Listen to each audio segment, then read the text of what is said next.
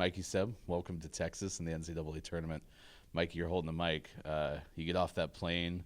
How real does it feel that you're here now? It feels really good, just with everything that we went through this past season, even this season, just all the work we put in and just showing everything that what comes with it, and just part of the work. So I'm just really enjoying this time and taking it in. I mean, it's a short turnaround. We're talking, you win the championship on Saturday night, and Monday you find out. What was the bus ride like coming back from Spokane?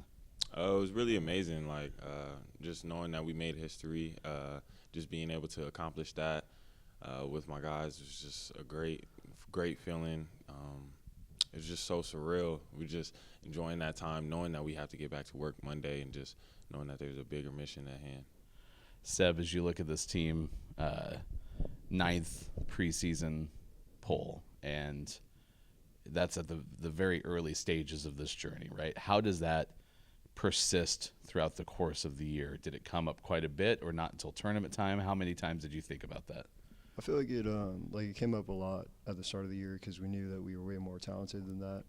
So it kind of gave us like a chip on our shoulder. We came into practice with a mindset that we're not going to be that 9th place team again. We knew we were way more capable than that. So I think when we started winning games, we realized like we have a lot more talent than what the numbers say, what the preseason rankings say. So we were ready to change people's mindset about our team. It's been so interesting to watch this team because I prep in a way where I'm putting in conference rankings, and very often I'm not putting anything up there for Lewis and Clark from an individual standpoint because it's a different guy every night.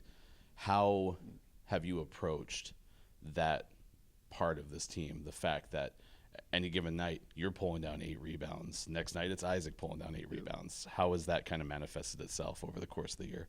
Yeah, I mean, I think it's like I always talk to my teammates about how I feel like our scouting report for other teams must be a nightmare because, like you said, any given night, any one of us can go off, multiple of us can go off. I think we do a really good job, like, identifying the guys in the game that are just, like, having a really great night and looking for those matchups. Like, Mikey's been killing it the past couple of nights, so we're looking to get him open, setting a lot of ball screens for him. Like, I feel like my role on the team, like, I'm setting a lot of ball screens, I'm trying to rebound, so I look for those, like, people that I'm like, okay, like, I want to get the ball to Mikey, or I want to get the ball to, like, Tyne, who's shooting the ball well, or Cody, who's shooting the ball well, and just get them open, get them as many looks as possible. So I think there's a lot of, like, unselfishness on our team, just, like, doing whatever we can to win. On that note, Mikey, describe what a night is like when you are just on. It's just really good whenever we have a really good flow in the offense, and my teammates do a really good job of finding me when I'm open or creating space to where I can get open. So it's just been really good. It's just really been a team effort. So whenever we're rolling, it's just a great thing. But for you specifically, like, does it feel different? Like, is there a sensation? Yeah, it just feels really good. Honestly, like a flow state. Just go back to the level of my training. That's an interesting point, actually. You look at this as kind of a culmination of all this time y'all have put into hoops. How satisfying, rewarding is it to see you now at the peak of your level of the sport to play in the NCAA tournament? It's really surreal. Just thinking about just as a kid growing up, just having this dream, and it just felt so far, and just being able to accomplish this now is just.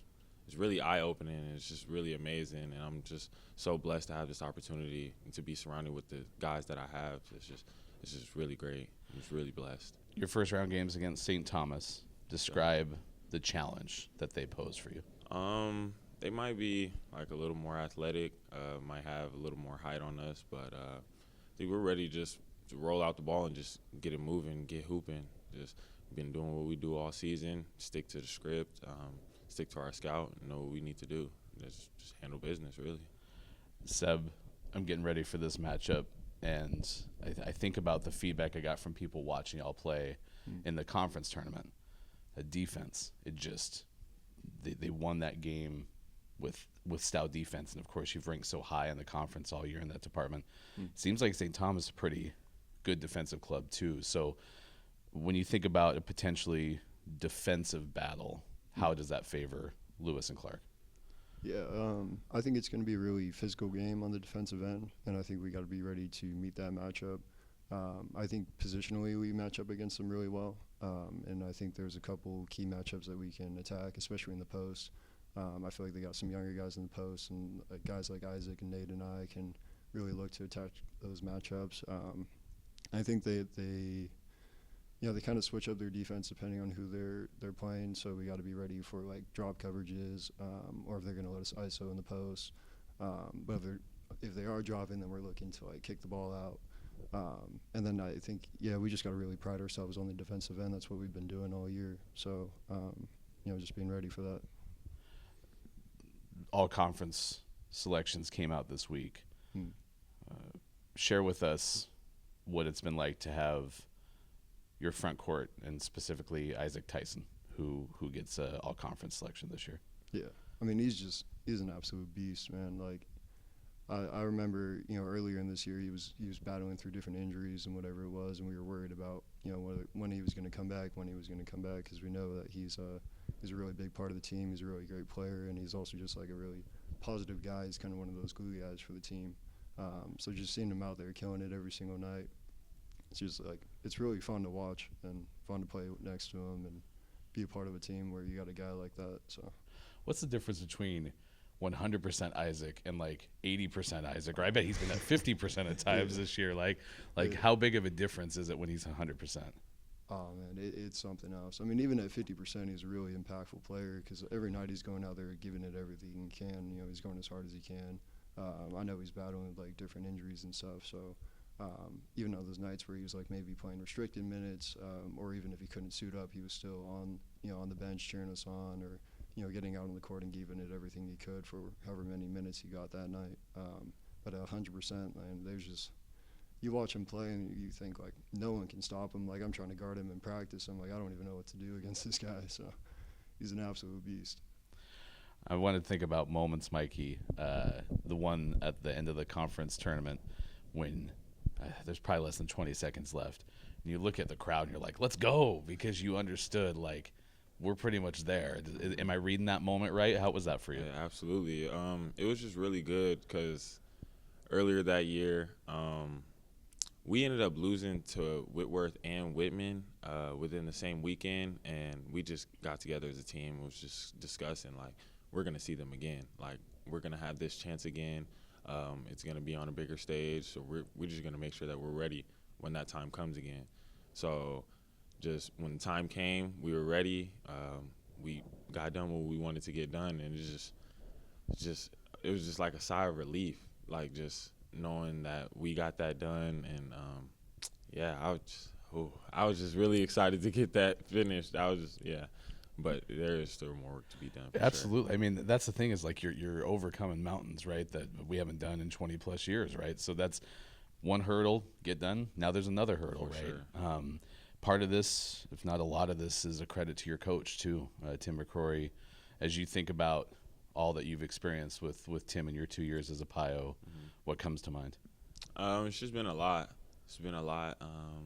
It's been a lot of ups and downs, how it is with every program, but just sticking to it, really just sticking to it, going to work every day, and just having trust. But what does Tim do specifically that stands out as a coach? He always just instills a lot of confidence in us and just make sure that we're always like on point, make sure that we're locked in on the details at all times, because that's really what the games comes down to. A lot of these games come down to a lot of details where it's like the last rebound or the last 50-50 ball, like box out, anything could happen. So just making sure we're locked in on every minor detail, because that's really what determines each outcome every night.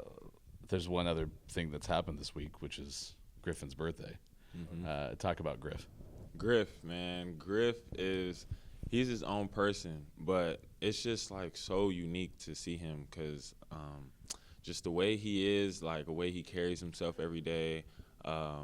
It's like a professional to me. Like you never see him really too down or too like up. He's just always mellow. Unless he's with us, he's pretty hyper. But he's just like He's a really good person. He's a really great teammate. Always there and encouraging us. Having him on the floor is just great too. He's a high flyer. I just throw the ball anywhere. He knows where to go, dunk it. Just having a Griff on the team is, it's just amazing. Immense amount of confidence in his leaping ability for sure. He'll go after the dunk from anywhere. Oh yeah, absolutely.